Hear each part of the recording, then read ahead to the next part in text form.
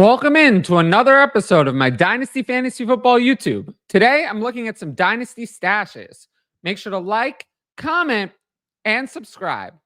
Let's get into our first player, Darnell Mooney. So we know that Mooney has a history of being a good player.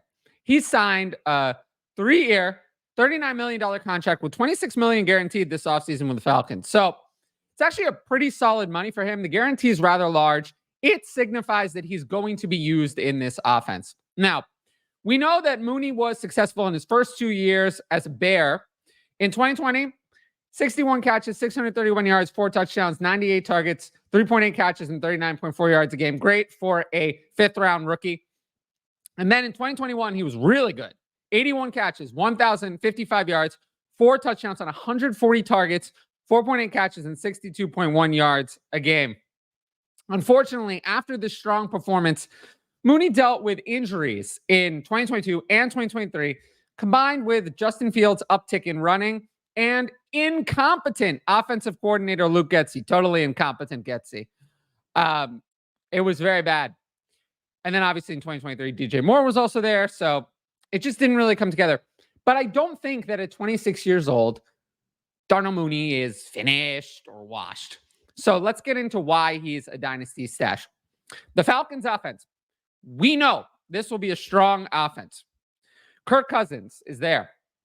Zach Robinson from the Sean McVay tree. There's a new offense coordinator. And additionally, there's going to be constant 11 personnel. And the Falcons are really thin at receiving weapons. Really, really thin. So as I said, totally revamped offense from last year under Zach Robinson and Kirk Cousins.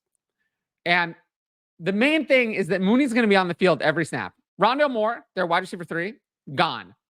So he's out for the year. And Ray McLeod is their wide receiver 3. It's bad. I mean, they don't really have anything at backup tight end other than Drake London, Kyle Pitts, and Darnell Mooney. They have absolutely nothing in their receiving room. That's it. That is what they are down to. Last year, Kirk Cousins supported Justin Jefferson, Jordan Addison, and TJ Hawkinson rather consistently. We know that Justin Jefferson is better than Drake London. There's no doubt about that.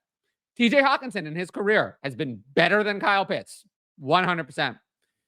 So is there room for Darnell Mooney to succeed? Yes, absolutely. If he can find his form that he had previously. Mooney's just 26 years old.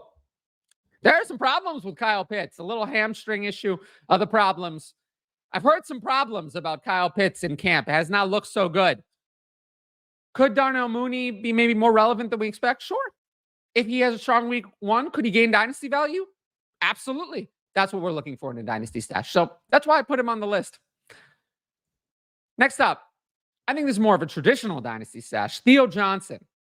Now, of course, Johnson is a rookie, so he doesn't have any past NFL stats, but he did impress in his final 2 years at Penn State. In 11 games in 2022, 20 catches, 328 yards, and 4 touchdowns. And then last year in 13 games, 34 catches, 341 yards, and 7 touchdowns. Those are not impressive receiving numbers overall. For a college tight end, it's not bad. We've definitely had tight ends come into the NFL and be successful with less. But his athleticism, not necessarily the production, is what got him drafted by the Giants in the 4th round. And the reasons why I have Theo Johnson as a dynasty stash, a few things. 1, weak target competition. 2, potentially the Giants starting tight end.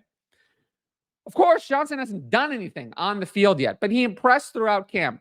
There were a few injury issues, but he came back strong and was running with the first team ahead of Daniel Bellinger at times. The Giants lack receiving weapons beyond Malik Neighbors. I think we all know that Malik Neighbors will be the top receiving weapon for the Giants. That is not in question. But that really no one else stood out. I mean, Wan'Dale Robinson is their wide receiver 2 right now. He's there. He's okay. Darius Slayton and Jalen Hyatt, they're splitting reps at Z receiver, so that means they don't really have a Z receiver. But I do think there's room for Theo Johnson to do something. And let's go over what I'm saying. Nobody is saying, and don't say that I'm saying this, that Johnson will be fantasy relevant as a rookie. Nobody's saying that. In fact, that's almost impossible, right? That's not possible unless crazy things happen. He probably would need a completely different quarterback to support anything other than Malik Neighbors. People are worried about Malik Neighbors with Daniel Jones, let alone other weapons. So not going to be fantasy relevant as a rookie. But that's not how you gain value as a tight end in Dynasty. You don't have to be fantasy relevant. All you have to do is, one, lock down the starting role. And given that he was already playing ahead of Daniel Bellinger in the preseason, I think that's likely. And two, have big plays here and there to get Dynasty managers excited about you in the future. We all know that Johnson is raw. So this is the kind of player I'm saying could be a stash right now. He could gain value if he plays more snaps than expected, has more targets than expected, or just has one big play in week 1. Now, if you like my YouTube content, you should sign up for the Patreon. You get my rankings, access to the Discord, and the ability to ask in advance questions for the YouTube videos. Tiers begin at just $6 a month and include all of that. On here, on the YouTube channel, it will remain Dynasty focused. Every video will be about Dynasty. There won't be any start, sit, or redraft videos. Might be referenced, but there will not be videos on Dynasty and start, sit. Those will be covered, or redraft and start, sit.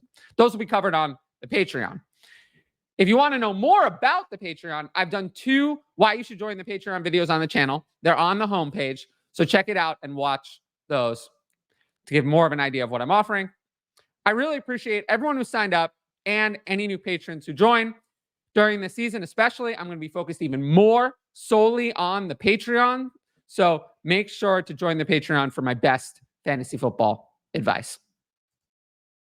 Last up, it's our last stash, Josh Reynolds. I'm not going to bore you with everything Reynolds has done in his career. It's been a long time. But since he was traded to the Lions in the middle of 2021, he served as a great wide receiver 2 option, complementing Amon-Ra St. Brown. In those 38 games since the trade, 2.6 catches and 36.7 yards a game, 10 total touchdowns. So solid performance. Now, why do I have Josh Reynolds as a dynasty stash? The Broncos recently released Tim Patrick, which was kind of a surprise to me. And that leaves Reynolds as the wide receiver 2 on the team. He signed a 2-year, $9 million contract to serve as the Broncos wide receiver 2 behind Courtland Sutton. And I can tell you, the Broncos, there's a lot of talk about Marvin Mims and Troy Franklin, and clearly they don't trust them at all.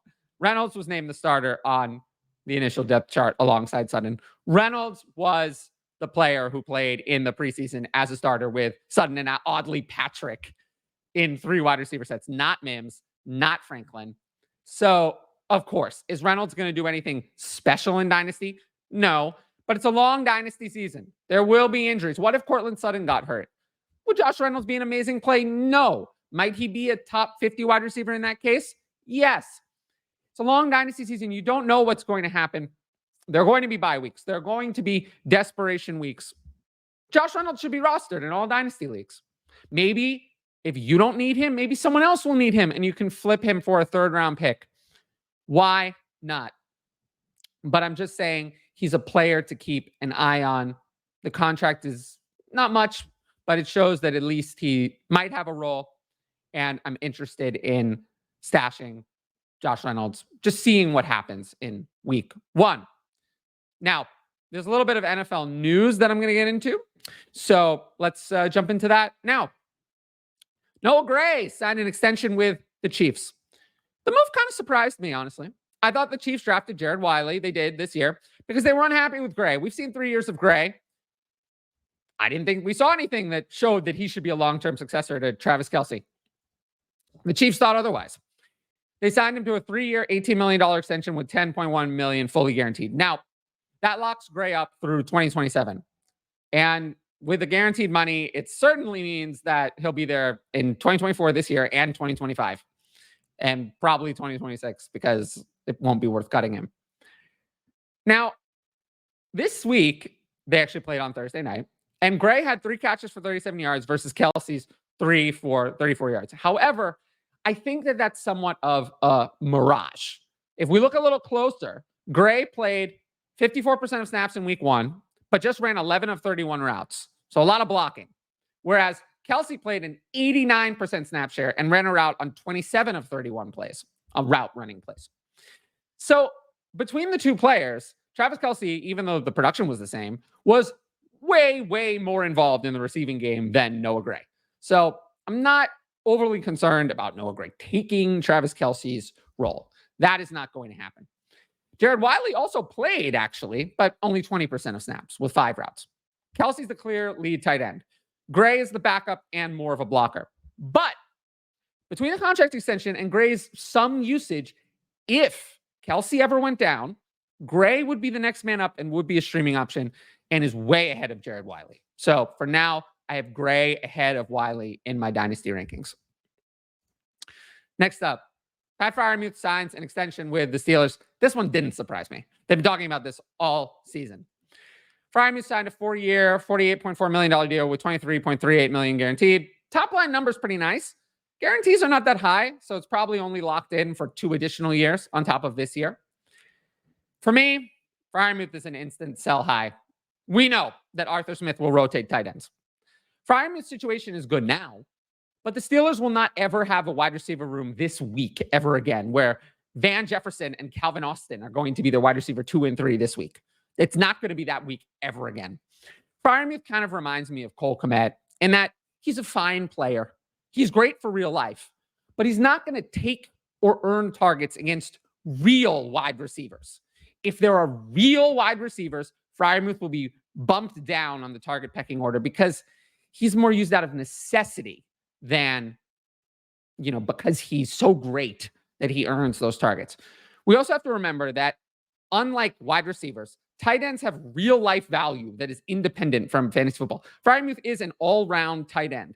The contract is not bad, but for the Steelers, I don't think it's a bad deal. But it does not mean that Pat Freiermuth is going to be a tight end 1 for fantasy. I don't have him as a tight end 1. I don't have him as a tight end 1 this week. I don't have him as a tight end 1 in redraft. I don't have him as a tight end 1 in Dynasty.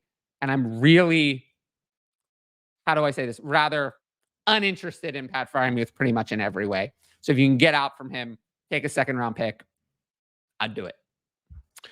Now, I have a few Patreon questions.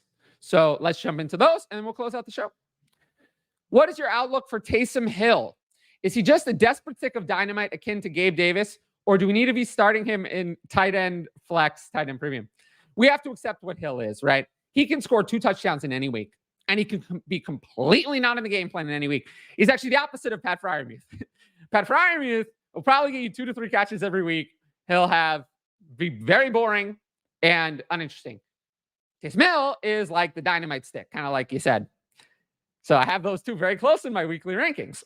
In higher tight end premiums, he's less valuable versus other tight ends because he's not going to catch as many passes. He has rushing attempts and other, touchdown upside, but he might be more startable as a flex versus other positions. But no, Taysom Hill is not a regular tight end 1, but it's hard to rank him below tight end 15, tight end 16 on a given week. What preseason hype are you buying and what are you selling? I'll give you one of each. Buying. Malik Neighbors is a stud week 1. We talked about this a little bit earlier. Neighbors is the Giants' top weapon starting week 1. Top weapon among everybody, including Devin Singletary. I buy every last bit of the hype. I think if Malik Neighbors went to the Cardinals, he'd be ranked where Marvin Harrison Jr. is now. He's, one, teensy bit of a worse prospect, but we're talking splitting hairs. I am all in on Malik Neighbors. He's a stud. Selling, Blake Corum overtakes Kyron Williams. I don't see this happening. I mean, Corum is valuable because if Williams gets hurt, Corum gets everything. With Sean McVay, it's binary. He either trusts you or he don't. He doesn't. There's no in between. Corum didn't play in the preseason. So I do think there's only 2 running backs that he trusts, Williams and Corum. If Williams goes down, Corum gets everything. But Corum is not overtaking Williams. He likes Corum. He likes Williams a lot more. So I don't see that happening at all. Lastly, I know someone's going to ask from last night's game. Pacheco had decent volume, but is it sustainable? Think Steele has the opportunity to get touches or another back? Pacheco dominated touches with 15 carries, 45 yards, and touchdown, 2 catches for 33 on 3 targets. No other running backs saw 10 snaps or more than 2 touches. However, I think Pacheco could be phased out a bit as time goes compared to this game. It was P. Ryan's first game. The Xavier Worthy rushing touchdown did not help.